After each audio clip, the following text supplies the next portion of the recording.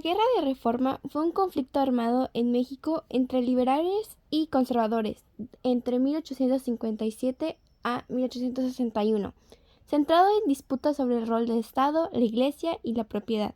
Transformó profundamente la estructura política y social del país, sentando las bases para el México moderno. Causas. Número 1. Ideologías.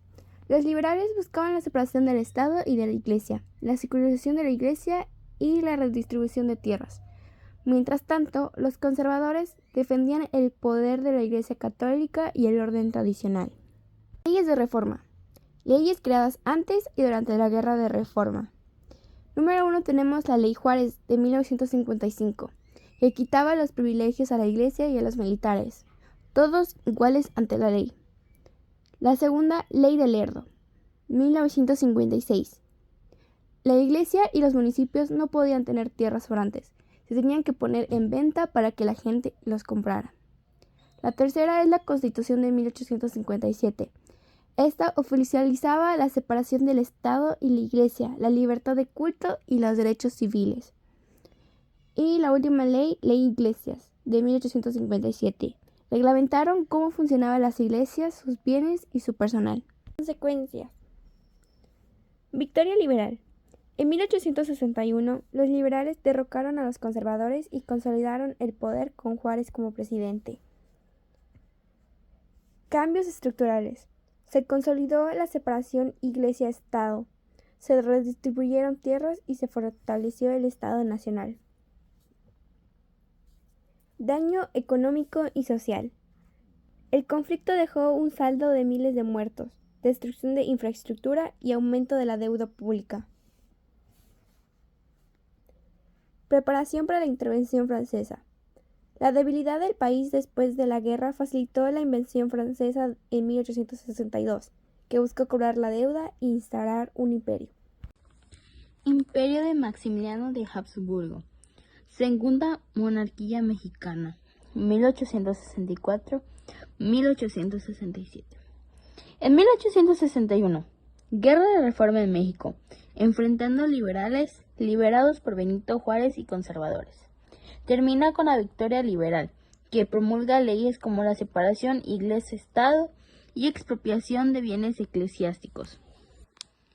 Juárez decreta la suspensión de pagos de la deuda externa por 2 años para recuperar la economía nacional. Francia, Inglaterra y España firman el Tratado de Londres, acordando una intervención conjunta para exigir el pago de la deuda. En 1862, las tropas de los 3 países desembarcan en Veracruz. Inglaterra y España retiran sus fuerzas después de negociaciones con Juárez, pero Francia se mantiene. Las fuerzas mexicanas derrotan a las francesas en la batalla de Puebla, frenando su avance hacia la capital. En 1863, las tropas francesas reforzadas ocupan la Ciudad de México. Se instaura una junta de gobierno conservadora, la cual decide restablecer la monarquía.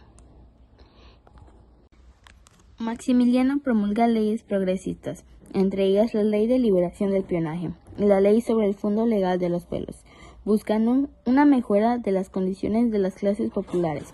También crea la Junta Protectora de las clases menesterosas. En 1865 se decreta la creación del Museo de Historia Natural y Cultura Ambiental, la cual impulsan obras de infraestructura como el ferrocarril de la Soledad del Monte de Chihuhuete y la remodelación del Paseo de la Reforma. De 1865 a 1866, las políticas liberales de Maximiliano alejan a los conservadores, quienes esperaban un gobierno más tradicional. El emperador también se enfrenta a la Santa Sede, al negarse a devolver las tierras expropiadas durante la Guerra de Reforma. A finales de 1865, la Guerra de Secesión estadounidense termina y Estados Unidos empieza a presionar a Francia para que retire sus tropas de México. Caída del Imperio, 1866-1867. En 1866, Napoleón III anuncia la retirada gradual de las fuerzas francesas de México. Carlota viaja a Europa para solicitar apoyo a Napoleón III y al Papa Pío, pero no logra obtenerlo. Su salud mental se deteriora durante el viaje. A finales de 1866, las tropas francesas comprenden su retirada de México, dejando al imperio sin apoyo militar ni económico. En 1867, Maximiliano decide trasladarse a Querétaro para dirigir las fuerzas imperiales contra los republicanos. Las fuerzas republicanas ubican a Querétaro y Maximiliano es apresado en el Cerro de las Campanas junto con los generales Miguel Miramón y Tomás Mejía. Maximiliano Miramón y Mejía son fusilados en Querétaro, poniendo fin al imperio. En 1868, los restos de Maximiliano son trasladados a Viena y enterrados en la cripta imperial. La ejecución de Maximiliano se convierte en un símbolo de la defensa de la soberanía nacional mexicana, fortaleciendo la institución republicana. Algunas de sus leyes dejan un legado de legislación mexicana. El 15 de julio de 1867, Benito Juárez entró triunfalmente en la Ciudad de México, marcando el fin del Segundo Imperio Mexicano y la victoria definitiva de la República. El primer paso fue la reorganización política. Se convocó las elecciones para legitimizar el gobierno y buscó restablecer la orden constitucional basado en la Constitución de 1857. Juárez buscó reducir el tamaño del ejército, que había crecido enormemente durante la guerra, para evitar levantamientos y ahorrar recursos. El gobierno liberal implementó reformas para fortalecer el poder civil sobre lo militar y lo religioso. Se buscó que el gobierno federal tuviera mayor control sobre los estados para evitar el caos, la separación de las iglesias al Estado y nacionalizando bienes eclesiásticos y estableciendo un registro civil. Aunque Juárez intentó fortalecer la figura presidencial, lo que trajo críticas de autorismo, se mantuvo formalmente sobre la división de poderes. México estaba en ruinas, la infraestructura estaba destruida y la deuda externa era impagable. La reconstrucción del centro en terminar con el bandidaje que azotaba en los caminos, fomentar un sentimiento de unidad tras la derrota del imperio francés y utilizando la historia y la cultura como herramientas de cohesión. La modernización fue un pilar para que el progreso de los liberales anhelaban. Se inauguró el ferrocarril mexicano de ruta de CDMX a Veracruz en 1823, símbolo de progresión. Se fomentó la inversión extranjera buscando reactivar la minería y el comercio. Bajo la influencia del positivismo de Gabino Barrera y se fundó la Escuela Nacional Preparatoria. El lema era el amor, orden y progreso. La educación volvió laica, gratuita y obligatoria, buscando formar a ciudadanos útiles para la industria y el Estado. A pesar de las buenas intenciones, el periodo enfrentó obstáculos severos. La intención de Juárez y luego de Lerdo de Tejada era de reelegirse, provocó levantamientos armados, destacando el Plan de Noria y el Plan de Tuxtepec, ambos encabezados por Porfirio Díaz. Le faltaba capital y el nulo crédito internacional lo dificultaron en grandes proyectos. Y las comunidades indígenas sufrieron por las leyes que desmortizaban sus tierras comunales y provocaban rebeliones agrarias.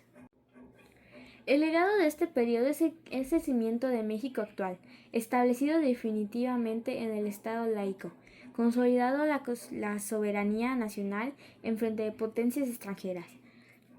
Sentó las bases de la infraestructura como ferrocarriles y telégrafos que se expandirían años después. Definió el modelo educativo y que buscaba la verdad a través de la ciencia. La República restaurada terminó en 1874 cuando Porfirio Díaz tomó el poder, dando inicio al Porfiriato, periodo que profundizará la modernización económica, pero a costa de la libertad política de Juárez y Lerdo intentaron proteger. El Porfiriato modernizó a México a través de una infraestructura impulsada por la inversión extranjera, lo que vimos anteriormente, destacando lo que son los ferrocarriles, con más de 20.000 kilómetros construidos, que unieron al país junto con telégrafos y teléfonos, transformando la economía y la sociedad urbana, aunque generó desigualdades y resentimiento social. sentando las bases para la Revolución Mexicana. Porfirio Díaz llegó al poder en México en 1876, tras un levantamiento armado contra el presidente Sebastián Lerdo de Tejada, basándose en el Plan de Tuxtepec, que proclamaba la no reelección, aunque pronto la olvidó, para iniciar una larga dictadura que hoy en día conocemos como el Porfiriato, marcada por la modernización económica, la inversión extranjera y una fuerte represión de la estabilidad política. Una de las características principales del Porfiriato fueron la desigualdad social, donde una élite disfrutaba lujos mientras la mayoría vivía en pobreza extrema, con explotación laboral, es decir, con jornadas largas, salarios míseros, y al igual con el despojo de tierras a campesinos y una concentración de riqueza en pocas manos, culminando en el descontento que igual dio inicio a la Revolución Mexicana. Los principales países inversionistas fueron Estados Unidos, Gran Bretaña y Francia. Las inversiones que se dieron fueron los ferrocarriles, que fueron símbolo de la modernidad porfiriana, construidos mayoritariamente con capital estadounidense e inglés para conectar centros económicos y facilitar el comercio. Luego está la minería, que fueron inversiones significativas en minas, incluyendo fundaciones con empresas como la Sarco estadounidense. Luego está el petróleo, que fue creciente inversión en la explotación petrolera. Estas inversiones, especialmente en infraestructura, fueron cruciales para la integración económica de México, pero también sentaron las bases para tensiones que estallarían con la Revolución Mexicana. Los principales mecanismos del control político fueron la centralización de poder. Esto quiere decir que Díaz concentró el poder ejecutivo subordinando a los poderes legislativo y judicial y a los gobiernos estatales. De igual forma está la represión y orden, que esto se reprimió la orden de disidencia política y se mantuvo el orden a través de la fuerza, aunque se negociaba con algunos grupos. El lema de su dictadura era poca política, mucha administración, enfocándose en el progreso material, como lo eran los ferrocarriles y la inversión extranjera, a cambio de libertades políticas, buscando estabilidad después de décadas de conflicto. Algunos de los factores para que se diera el fin del porfiriato fueron, en el ámbito económico, fue la crisis de 1907, una recesión mundial que golpeó a México, provocando cierres de fábricas, despidos, reducción de salarios y devaluación del peso. De igual forma está la pobreza rural, condiciones en las que estaban deplorables para campesinos y obreros sin derechos laborales. En el ámbito social está la desigualdad extrema, riqueza que concentraba en pocas manos mientras la mayoría vivía en la miseria. Al igual los conflictos obreros, que se vio reflejado en huelgas violentamente reprimidas, como las de Cananea y Río Blanco. Al igual se dio lo que fue el inicio del fin. ¿Qué queremos decir con esto? Con esto está la postulación de Madero. Francisco I. Madero se postuló como candidato presidencial en 1906, pero fue encarcelado por Porfirio Díaz. Y como último punto tenemos el inicio del fin, que con esto se vio lo que es la postulación de Madero. Es decir, Francisco I. Madero se postuló como candidato presidencial en 1910, pero fue encarcelado por Porfirio Díaz, ya que no le gustó.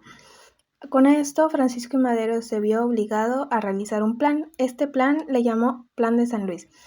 Tras escapar, Madero llamó a levantarse en armas el 20 de noviembre de 1910, marcando lo que es el inicio de la Revolución Mexicana.